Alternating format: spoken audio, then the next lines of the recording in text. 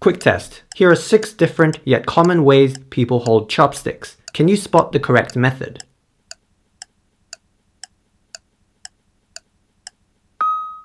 You probably narrowed it down to these 2, and you'd be right. They're very similar, but it's this one that is correct. If you hold your chopsticks like this, give yourself a pat on the back. If not, that's okay too, because it's probably more common than you think. Observing your own chopstick grip, you may have wondered why you chose the method that you did, why you ended up holding it like this, or even this.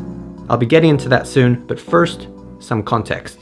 Around the world, 40% of us use our hands to eat, 30% use knives and forks, and the remaining 30% use chopsticks. Most chopstick users are from East and Southeast Asia, with China, Korea, and Japan being the big 3. Actually, China and Korea often pair chopsticks with spoons, so it is really only Japan where everything is pretty much eaten with chopsticks. Despite this, many Asian people and even Japanese people hold their chopsticks incorrectly. According to Meiji University in Tokyo, over 2/3 of people above the age of 30 did not or could not hold their chopsticks correctly, and it gets even worse for the younger generation. If you're a Westerner struggling with chopsticks, perhaps you don't need to feel too bad.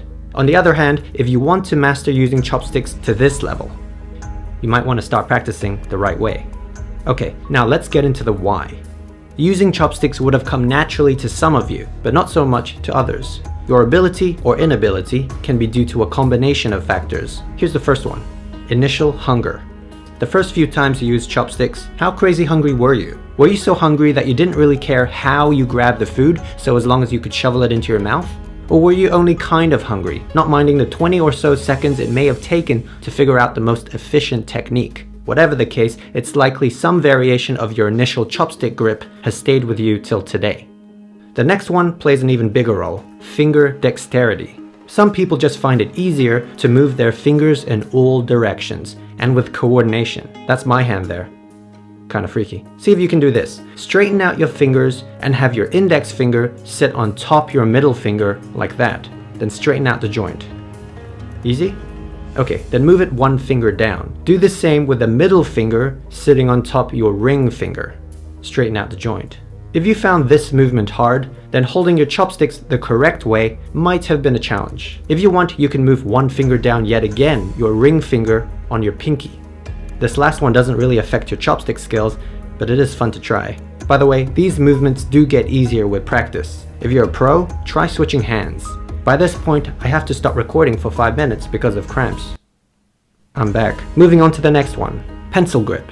Quite often, the way you hold a pencil or pen influences your chopstick grip. This may seem obvious, as it is well known that you're supposed to hold the top chopstick similar to a pencil, with the bottom stick sliding into this position. Only the top one should be moving. But what happens if your pencil grip is wrong to start with? Maybe you hold it like this, or like this. In this case, there's a chance it will be reflected in your chopstick grip.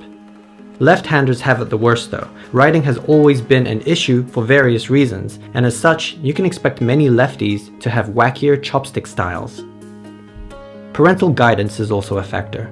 How obsessive were your parents at making sure you held the chopsticks correctly? If you have the classic Asian parents, you may have been constantly reminded. They also probably made you feel bad for using your left hand, but as a result, you likely ended up holding your chopsticks quite well, although possibly having developed parental issues along the way.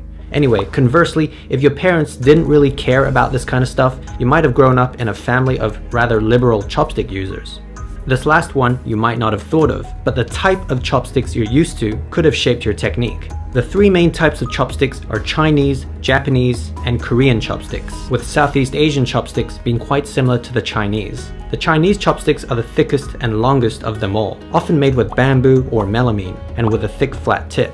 You can see these melamine ones in most Chinese restaurants. The chopsticks are bulkier to handle and the material is very slippery and smooth, which can sometimes make grabbing food a challenge. So if these are the chopsticks you're familiar with, your chopstick grip may have adjusted for these shortcomings. Perhaps you position the sticks wider to create more pressure when grasping the food.